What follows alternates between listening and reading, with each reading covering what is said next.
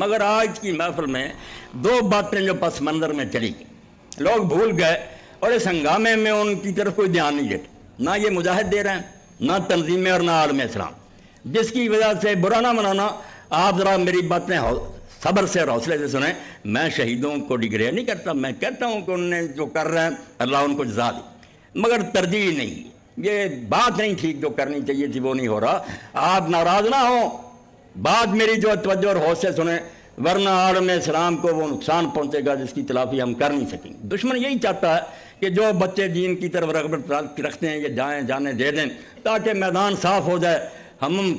ننگا ناچ ناچیں، اپنے ملک میں بھی شراب بدماشی اور عریانی پھیلا دیں، دوسری دنیا میں بھی یہی بدماشی ہو جائے۔ جن میں کچھ جذبہ ہے یہ بیچارے مر جائیں اور میدان کھلا میں مل جائے، اس پر توجہ دینی ہے۔ گہری سازش ہے، اسی لیے کوئی نتیجہ نہیں نکلا۔ آپ دیکھ رہے ہیں لوگ جانے دے رہے ہیں، اللہ قبول فرمائے، ان کی قربانی اجر دے، مگر کوئی بن رہا۔ ہندوستان کی گرفت مضبوط ہو رہی ہے، ہمارے اپنے ہتھیار پھینک رہے ہیں۔ خود کشمیر کے جو لیڈر تھے مجاہد اول تک، وہ اعلان کر رہے ہیں کہ یہ کوئی مجاہد نہیں، دہشت گرد، سارا کام خراب ہو رہا۔ جو کرنے کا کام تھا وہ نہیں۔ چمن میں تلخ نوائی میری گوارا کر، کہ زہر بھی کبھی کرتا ہے کار چریا، زہر سے علاج بھی ہو جاتا ہے لوگوں کا، کڑوی باتیں بھی سننی پڑتی۔ لوگوں نے قتال کا ہم معنی جہاد کو بنا لیا، بات جہاد کی کرتے ہیں اور بات قتال کی ہوگی۔ قتال ایک حصہ ہے اس کا کہ لڑا جائے، جانے دی جائیں، دشمن کو مارا جائے، یہ جہاد نہیں ہے۔ جہاد اس سے بہت بڑی بات ہے۔ میں جو آج پڑھی حافظ صاحب بیٹھے ہیں یہ سورہ الفرقان کی، وہاں کوئی جہاد نہیں تھا۔ مکہ میں کون سا یہ جہاد ہو رہا تھا قتال والا؟ کوئی جنگ نہیں ہو رہی تھی، نہ کوئی مارتا تھا نہ مرتا تھا، مگر اس وقت بھی قرآن نے کہا کہ جہاد کبیر کرو، بہت جہاد کرو، اللہ کے رسول سے کہا۔ اور کیا کہا؟ تلوار کا نہیں، وجاہدہم بہ جہادا کبیرا، قرآن کے ذریعے اللہ کے رسول بہت بڑا جہاد کر، قرآن پھیلا،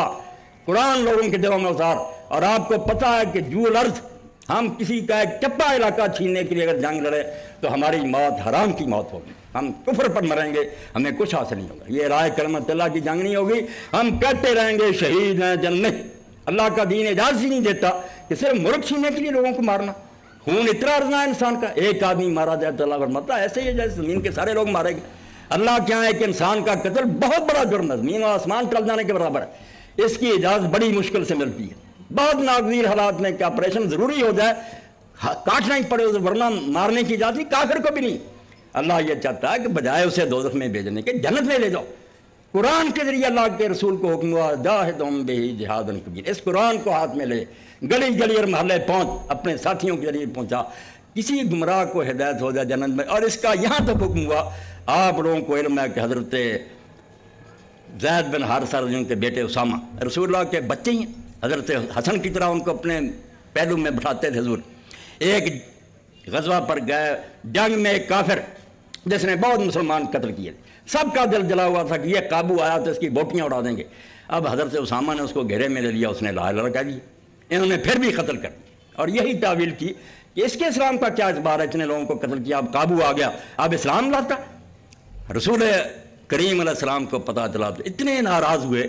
بار بار آپ نے فرمایا کہ اسامہ تو اس لا الہ کا کیا کرے گا؟ انہوں نے کہا یا رسول اللہ، ان حالات میں پڑا تھا، فرمایا حالات کا کیا معاملہ؟ اللہ کے نے دل چیرنے کا حکم نہیں دیا، جب لا الہ کہہ دیا تلوار روک لینی۔ وہ اتنا روئے اور کہتے ہیں میں نے تمنا کی کہ کاش آج میں نئے سرے سے مسلمان ہوتا، اس لیے جتنے مر رہے ہیں نا انڈیا کے، ان کا بھی ہم حساب دیں گے، صاف بات ہے، وہ اللہ کی عدالت میں ہمیں پکڑ لیں گے کہ قرآن نہیں لے کر ہمارے پاس آئے، دین لے کر کوئی ہمارے پاس نہیں پہنچا۔ اور یہ کہنا کہ انہیں پتہ ہی ہے نہیں، وہ جہاں پیدا ہوئے وہ یہ سمجھتے ہیں کہ ہندوازم صحیح ہے، جیسے ہم سمجھتے ہیں اپنے ماں باپ سے سن کر کے اسلام حق ہے، وہ اپنے دینوں کو سچا سمجھتے ہیں، ہم ان کی تسلی نہیں کراتے۔ ہمارا جرم ہے کہ جس جہاد کا خدا نے حکم دیا، قتال کا نہیں، قتال ناگزیر حالات میں ہوتا، بہت مشکل وقت آتا تو جنگ کی اجازت ملتی ہے۔ جہاد استفراغ الوسع، جہاد سے نکلا، جد و جہاد ہم کہتے ہیں، پورا زور لگانا۔ پورا زور کس بات کے لیے لگا؟ دین پھیل جائے، اللہ کا کلمہ بلند ہو جائے، بندے مارنا نہیں، جہاد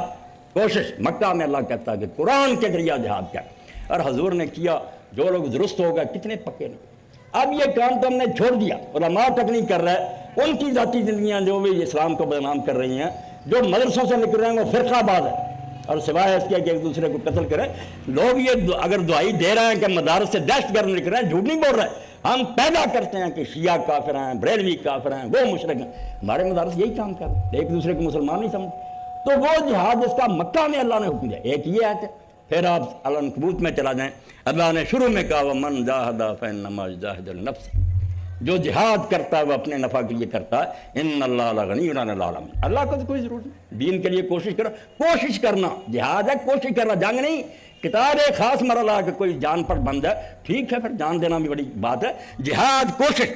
آپ مدارس قیام کریں، بچے کہتے ہیں ہم یہ کوشش کریں، یہ بھی حصہ تھوڑا سا حصہ ہے، مگر پوری کوشش دن رات مسلمان کھپ جائیں کہ اللہ کا دین دنیا کے کونے کونے میں پہنچے۔ آپ عیسائی لوگوں کو دیکھیں کہ ہزاروں زبانوں میں بائبل کا ترجمہ کریں، ہزاروں، ہمیں پتہ بھی نہیں دنیا میں اتنی بڑیاں ترجمہ، اور 10 روپے میں 5 روپے میں اتنی بڑی کتاب کہیں مفت دے رہے ہیں۔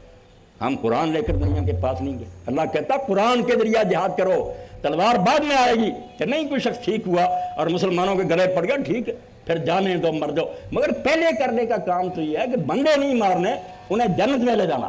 دین لے کر ان کے پاس جاؤ، اور دین کے لیے اللہ نے قرآن کا، یہ دوسری آیت عنکبوت کی پڑھی، عنکبوت مکی ہے، کون سی جنگ ہو رہی تھی اس وقت، اور اس کی آخری آیت بھی یہ ہے وَالَّذِينَ جَاهَدُوا فِينَا لَنَهْدِيَنَّهُمْ سُبُلَنَا وَإِنَّ اللَّهَ لَمَعَ الْمُحْسِنِينَ، جو ہماری راہ میں جہاد کرتے، وہاں قتال نہیں ہوتا، تو اللہ کے لیے ایک تو جہاد کو اور قتال کو الگ کریں، کہ لڑائی کا نام ہی آپ نے جہاد رکھ لیا، لڑائی کرنے سے مسلمان گھبراتا نہیں، وہ جان اپنی سمجھتا ہی نہیں،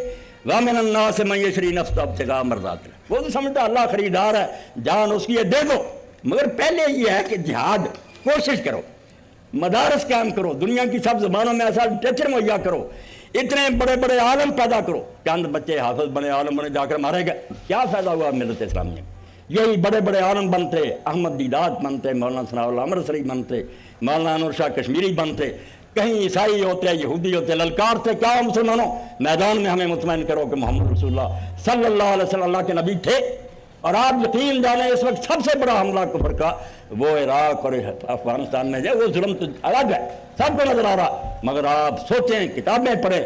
بڑے بڑے علماء اور اکیڈمیاں نے قائم کر لیا کہ قرآن کی دھجیاں اڑا دو، اللہ کے رسول پر اتنے بہتان لگاؤ، سیرت آپ کی بگاڑ کر پیش کرو کہ ایک ڈاکو اور عورتوں کا عاشق جو اس کو نبی مانتے، اتنا سخت حملہ ہے کہ اس کے مقابلے کے لیے کچھ نہیں کر رہے، بچوں کو لے جاتے ہیں مرواتے ہیں، خدا کے لیے